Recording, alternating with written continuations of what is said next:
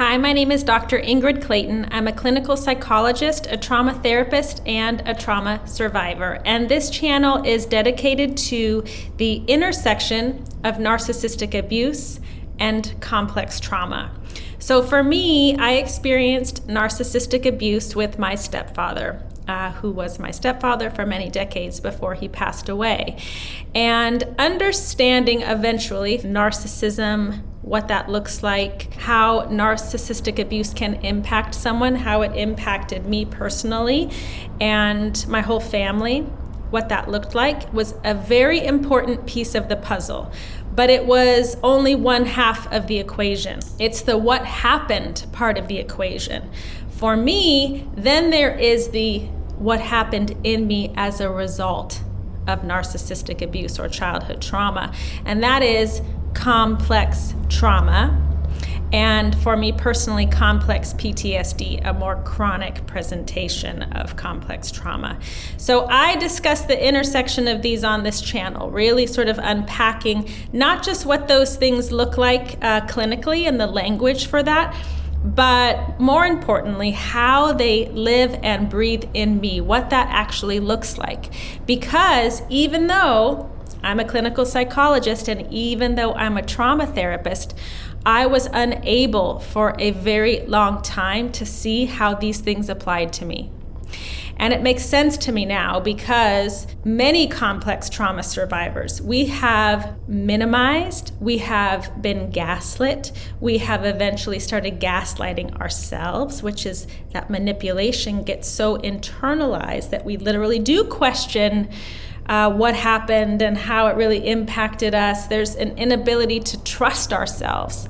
And so it's like, was it really that bad? I don't know. So I had lived in that for so long, even though I had all of this information, that I could not see the truth.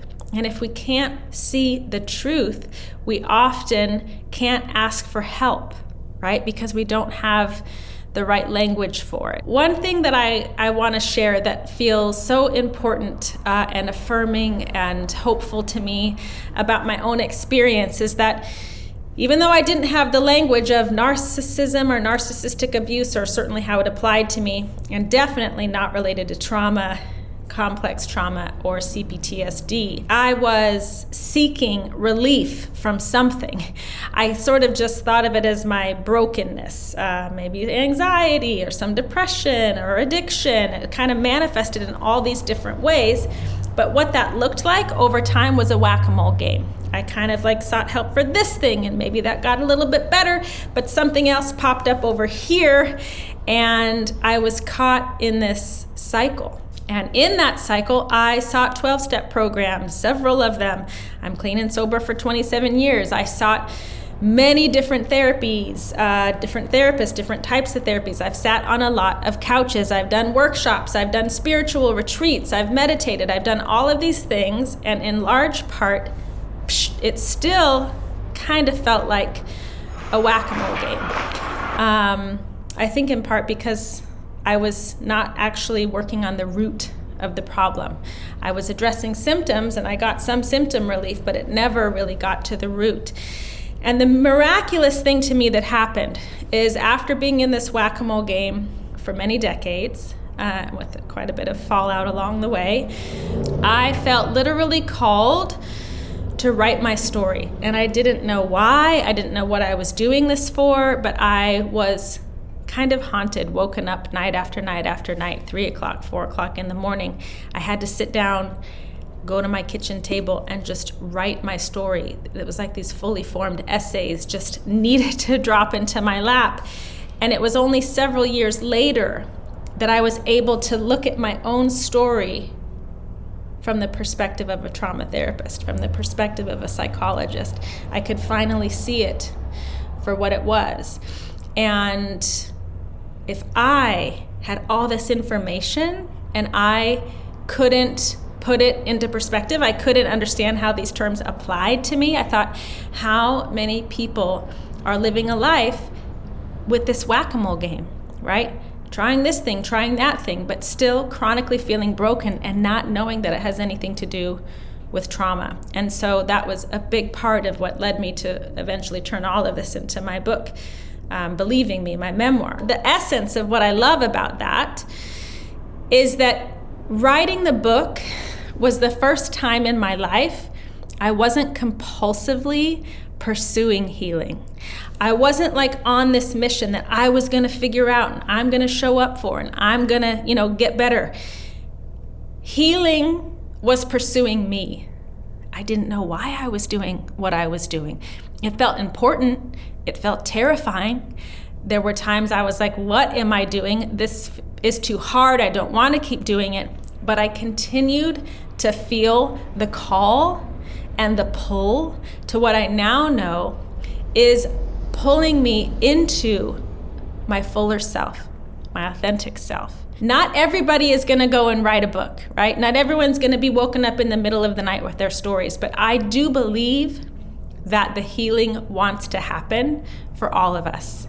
And I encourage you to look at the places in your life that you might, for you, it might be a workshop or meditation or a YouTube video or someone's book or, classes or whatever. Look at those things that are drawing you in, that feel important, that feel like a calling. It might be making pottery, it might be artwork. It could be 8 million things. The point is the healing wants to happen. And I'm so passionate about sharing that message because I think fundamentally our bodies, the wisdom in our bodies carry trauma, but our bodies carry a deep, deep wisdom. And they know that we aren't broken, that whack-a-mole game wasn't working. I believe it wants to find a way. And so sometimes we gotta just follow the nudge. And I would love for you, if this resonates on any level, if you feel like you've received your own experience of the healing wanting to happen, right? When maybe you're even busy over here doing this other thing, like healing comes and like taps on your shoulder. I would love to hear about that in the comments. Let's sort of share and spread this message. I didn't have to come up with a treatment plan for myself. I didn't have to find the right anything. I was the right thing. Fundamentally, these instincts towards unpacking my own story were the thing that brought me back to that truth. My name is Dr. Ingrid Clayton. I am a clinical psychologist, trauma therapist, and trauma survivor. Thanks for being here. Don't forget to subscribe, and I look forward to hearing your thoughts on this topic.